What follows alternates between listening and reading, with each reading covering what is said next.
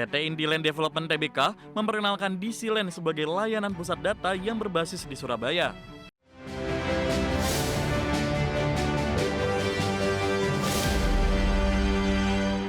Pemirsa, PT Indiland Development Tbk atau DILD memperluas lini usahanya dengan memasuki bisnis pusat data atau data center melalui layanan bertajuk DCLand. Langkah ini menjadi bagian dari strategi diversifikasi perusahaan untuk menangkap peluang pertumbuhan ekonomi digital yang terus berkembang di Indonesia.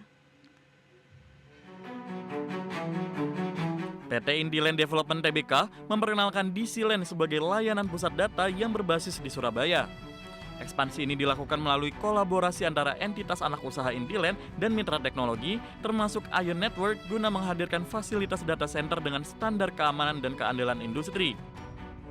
Perusahaan memanfaatkan portofolio aset gedung yang telah dimiliki untuk dikembangkan menjadi infrastruktur digital, sekaligus memperluas sumber pendapatan di luar bisnis properti konvensional.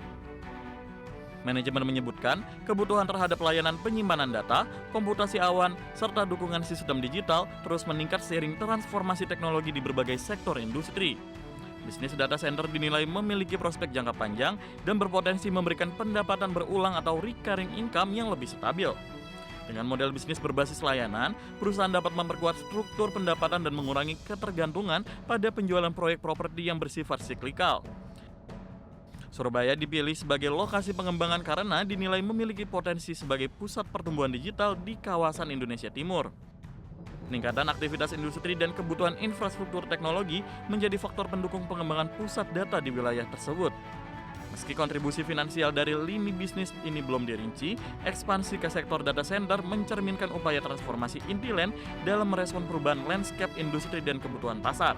Berbagai sumber IDX Channel.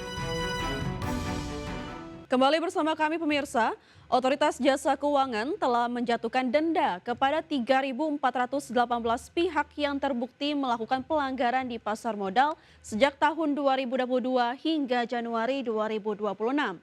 Langkah ini dilakukan sebagai bentuk penegakan hukum untuk menjaga integritas dan kepercayaan pasar modal. Secara total, denda yang dijatuhkan mencapai 542 miliar rupiah lebih. Deputi Komisioner Pengawasan Pengelolaan Investasi Pasar Modal dan Lembaga Efek OJK, Edi Manindo mengatakan, dari pelanggaran substantif tersebut, OJK mengungkap bahwa 240,65 miliar rupiah dikenakan karena keterlibatan 151 pihak dalam praktik manipulasi perdagangan saham, termasuk pola seperti pump and dump, wash sale, dan pre-arranged trade yang menyimpang dari perilaku pasar normal. Selain denda moneter, OJK juga menjatuhkan sanksi administratif lain, antara lain pembekuan izin usaha terhadap 9 pihak, pencabutan izin usaha terhadap 28 pihak, serta perintah tertulis kepada lebih dari 100 pihak untuk melakukan perbaikan dan mematuhi ketentuan pasar modal. Edi menambahkan praktik manipulasi harga di pasar modal berasal dari penawaran umum perdana saham atau IPO.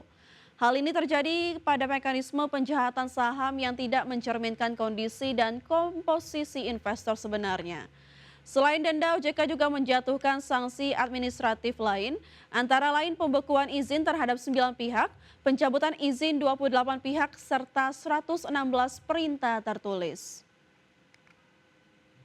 Mana dari 382,58 miliar ini, itu 240,65 miliar itu dikenakan karena terkait manipulasi perdagangan saham itu kepada Pemirsa, pengelola gerai Mr. DIY PT Daya Inti Gunayasa Tbk resmi memulai program kepemilikan saham karyawan atau MISOP tahap pertama, di mana perseroan akan mengkonversi lebih dari 21 juta lembar saham baru dengan harga pelaksanaan Rp1.650 per saham.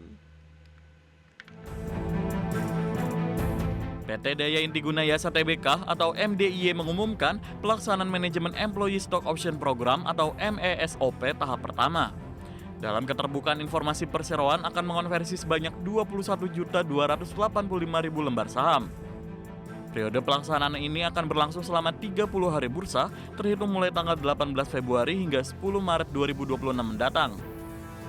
Harga tebus yang ditetapkan untuk aksi korporasi ini mencapai Rp1.650 per lembar saham. Program MESOP ini merupakan bagian dari janji perseroan saat melakukan penawaran umum perdana atau IPO dengan total alokasi mencapai 514 juta lembar saham baru.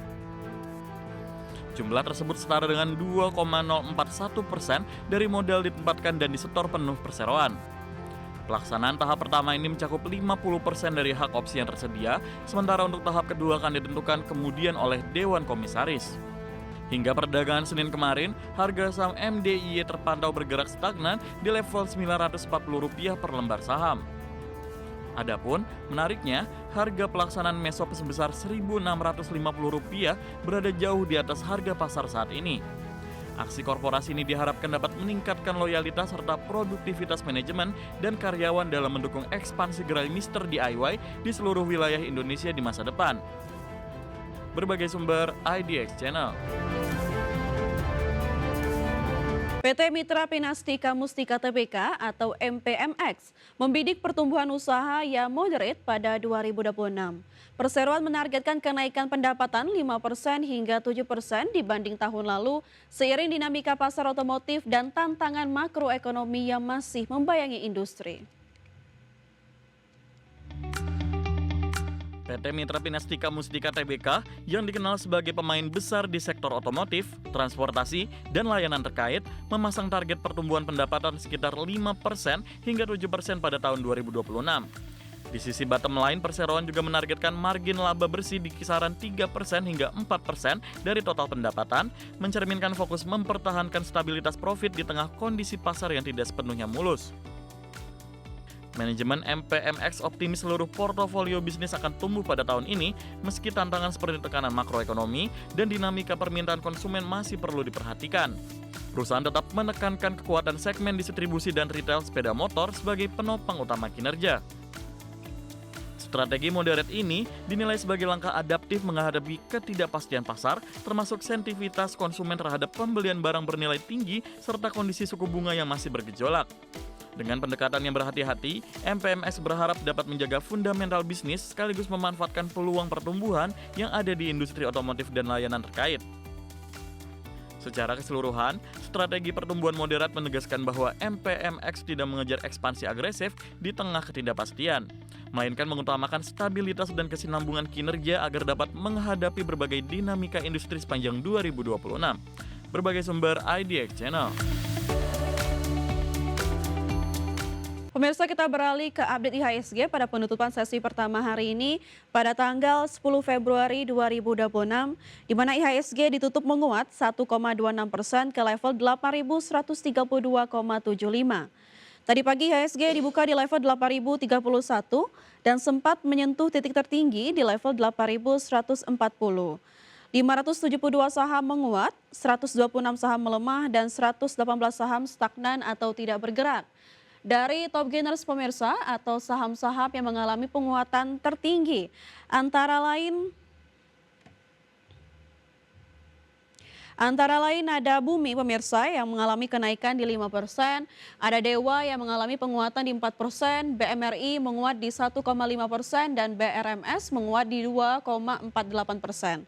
Sementara top losers pemirsa atau saham-saham yang mengalami pelemahan terdalam antara lain ada saham True yang melemah di 1,94%, Brand melemah di 1,24%, NPGF melemah di 1,3% dan NSSS melemah di 6,91%.